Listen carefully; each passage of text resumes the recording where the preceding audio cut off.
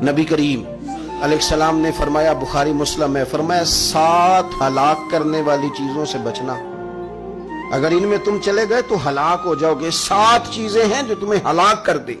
या रसूल अल्लाह सल्लल्लाहु अलैहि वसल्लम, वो कौन कौन सी? तो हुजूर ने फरमाया, अल्लाह के साथ शरीक ना करना, हलाक हो जाओगे। दूसरा, नबी पाक सल्लल्लाहु अलैहि वसल्लम ने फरमाया, जादू ना करना, हलाक हो जाओगे, हलाक। और यार जिसे हुजूर फरमा रहे हैं हलाक हो जाएगा, तो बचेगा। नबी पाक सल्लल्लाहु अलैहि वसल्लम ने तीसरे नंबर पर फरमाया, जिस शख्स के कत्ल करने को अल्लाह ने हराम करार दिया है उसे कत्ल ना करना, हलाक हो जाओ। चौथे नंबर पर रसूल पाक अलैहिस्सलाम ने फरमाया, सूद ना कभी भी खाना, हलाक हो जाओगे, हलाक।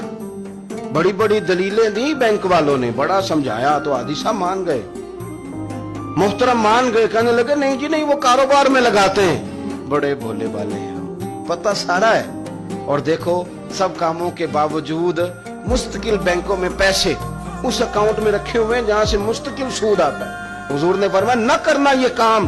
तू कहता मैं सूद पे पैसे लेके कारोबार चमकाऊंगा, तेरे नबी पाक ने तो फरमाया तू हलाक हो जाएगा। तू कहता मैं मेल लगाऊंगा, हुजूर ने तो फरमाया हलाकत है।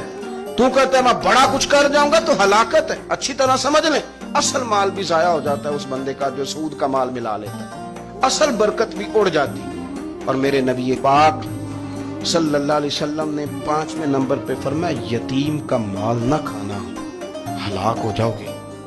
और फिर 6ठे नंबर पर नबी पाक अलैहिस्सलाम ने फरमाया, कुफर से जहाद हो रहा हो तो कभी पीठ फेर के भागना ना, हलाक हो जाओगे। और 7वें नंबर पर अल्लाह के रसूल ने फरमाया, बेकसूर और बेगुनाह औरत पर तोहमत न लगाना, बिला वजह बहू के खाते ना कुछ डाल दे। ये 7 वो चीजें हैं जो हलाक कर दें। Subscribe, like and share.